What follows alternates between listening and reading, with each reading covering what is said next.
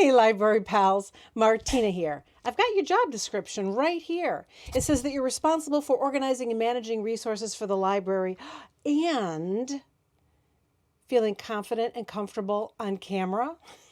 Maybe you didn't notice that. Little did we all know. Some people thought that virtual would go away.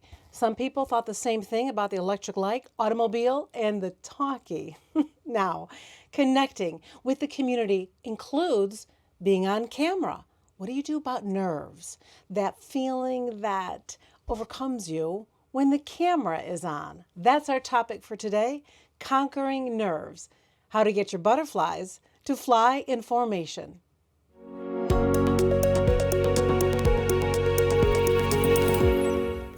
Conquering your nerves on camera.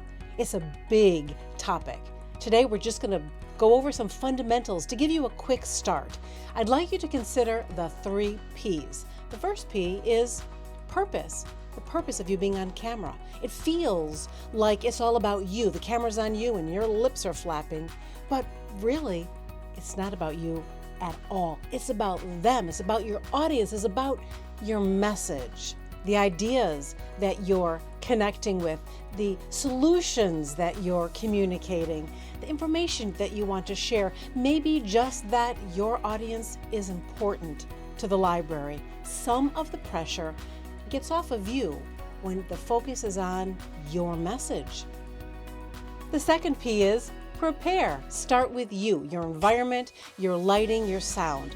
Your program is prepared. Spend as much time on your opening as you spend on the content of the body. And make your close purposeful. Now, if you have a presenter, I have 2 more videos for you to watch. 1, how to open your virtual program, and 2, how to close your virtual program. This is important when you're audience building for the library. The proven best way to get rid of nerves is to prepare. Fortune favors the prepared. The final P is practice. Out loud. Inside your head doesn't count. And that includes if you ever have to read something in front of an audience, virtual or not. You're given what you have to read. Thank you, excuse yourself, go in the bathroom, close the stall door, and read it out loud. Always before you read in front of an audience.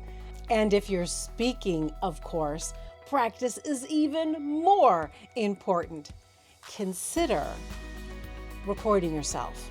It'll just be for yourself and you press delete when you're done, but this helps you get used to being on camera.